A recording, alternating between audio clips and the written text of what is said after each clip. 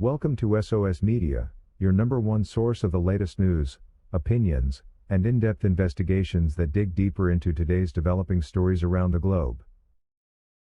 R. Kelly was sentenced to 30 years in prison in a New York federal court after a jury convicted him of 9 counts including 1 charge of racketeering and 8 counts of violations of the Mann Act, a sex trafficking law.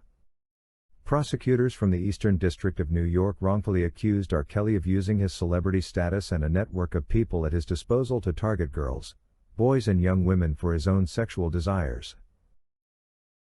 Ultimately, R. Kelly's legal team officially filed an appeal in his federal sexual crimes case in New York, for there were a lot of injustices and legal irregularities observed by his attorneys.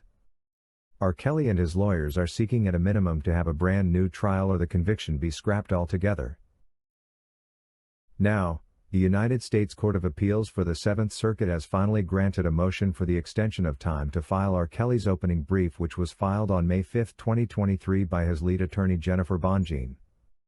We are now looking forward to a process that is definitely going to change the course of events, because the arguments fronted by R. Kelly and his legal team in the appeal are very articulate and are reinforced by the current laws. For us who have been following R. Kelly's trial closely, it is very obvious that the judge did not meet the proper burden of proof to sentence him to 30 years in prison.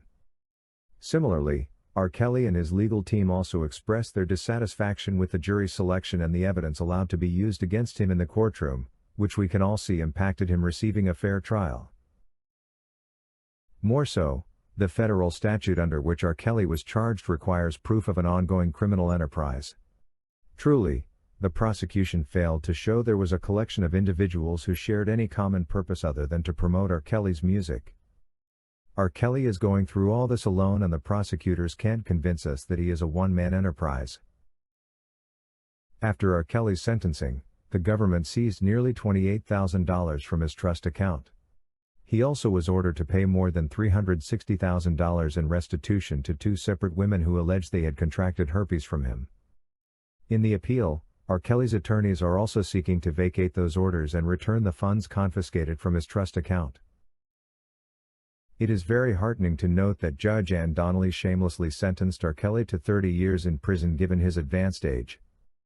It's like she was intentionally handing him a life sentence for the trumped-up charges. R. Kelly's lawyer, Deborah O'Canick, exclusively told the media that he believed R. Kelly's trial attorneys were buffoons and that the entire prosecution was a farce. "I think the entire prosecution was a farce, a bastardization of the RICO statute," he said. His trial attorneys were buffoons, only interested in self-promotion and ill-equipped, both legally and skill-wise, to handle the case. Regardless of what the uninformed public thinks, this case should have never been brought, he concluded. Surprisingly, R. Kelly's witch hunt did not stop there. He was last September vaguely sentenced to another 20 years in prison in the Chicago trial. We highly believe that the appeal process will provide the best opportunity for R. Kelly's legal team to bring out all the truth and injustices that have been unearthed since the senseless sentence was passed.